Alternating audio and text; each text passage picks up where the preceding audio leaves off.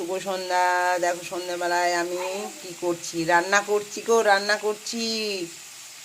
দেখো আজকের আমার রাত্রেবেলায় কি সবজি বানাচ্ছি দেখে নাও। মনে হলো একটু দেখায়, কারণ খুব কালারফুল লাগছে।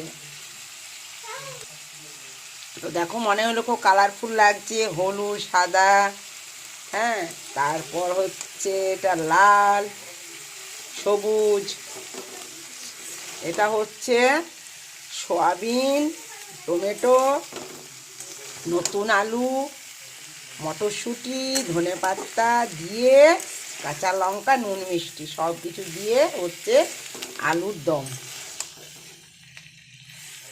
সয়াবিন দিয়েও আলুর দম কিন্তু খেতে ভালো লাগে, খুব সুন্দর লাগে। এই দেখো, এতে যদি ছোলা ভিজে দেওয়া হয় তা আরও ভালো লাগে। এতে নুন মিষ্টি সব দেওয়া হয়ে গেছে। একটু জল দিই, তারপর মশলাটা একটু নাড়াচাড়া, সবজি মশলা দিয়েছি, একটু নাড়াচাড়া করে তারপর জল দিয়ে দেবো।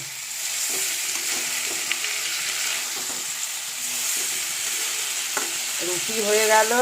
রুটির সাথে কিন্তু খেতে দারুণ লাগে এটা, রুটি আর আলুর দম, সয়াবিন দিয়ে আলুর দম। মশলাটা ভাজা হয়ে গেল, এতে একটু জল দেবো, বেশি জল দেবো না, একটু মাখা মাখা হবে।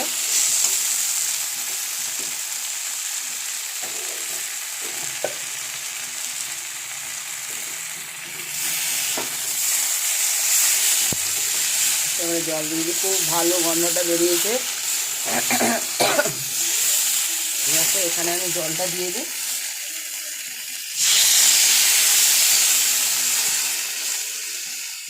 বেশি জল দেবো না, অল্প জল দেবো, ছোটো গ্লাসে হাফ গ্লাস।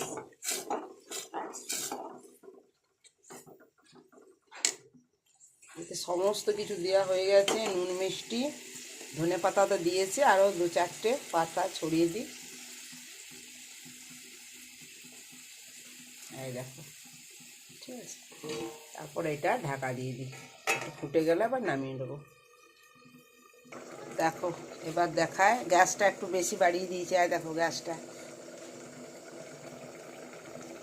দেখি এবার কেমন হলো। থালাটা গরম হয়ে গেছে গো, থালাটা গরম হয়ে গেছে। এই দেখো,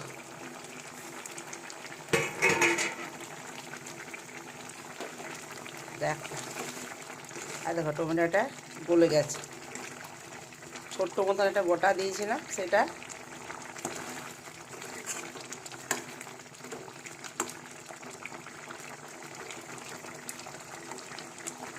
মাখো মাখো হয়ে গেছে।